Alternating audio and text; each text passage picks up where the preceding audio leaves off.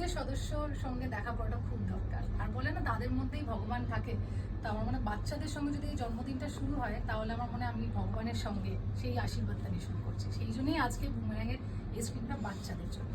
আচ্ছা যদি জিজ্ঞেস করি প্রথম উইশটা কে করলো? আমার এই আজকে আমার প্রথম উইশটা আমার দিদা দাদু করেছেন, বিকজ তারা কোভিডের কারণ থেকে মানে গত 4 বছর ধরে বাড়ি থেকে বেরোয়নি। আমার দিদা অলমোস্ট 84 অ্যান্ড দাদু 94, অ্যান্ড ওরা প্রত্যেক বছর আমার সঙ্গে থাকেন আমার জন্মদিনে। ওদের সঙ্গে ওদের ছাড়া ইনকমপ্লিট, আমি ওদের বাড়িতে গিয়ে দেখা করে প্রণাম করে চলে আসি। বাট এইবার দিদা দাদু সারপ্রাইজ নি কালকে রাত্রিরে আমার বাড়িতে এসেছেন। 4 বছর পর বাড়ি থেকে বেরিয়েছেন এবং ওনাদের কাছ থেকে ওদের সঙ্গে দেখা করবো, তাই না? New fans every year. তো এইসব আমাকে আইডিয়া দিচ্ছে।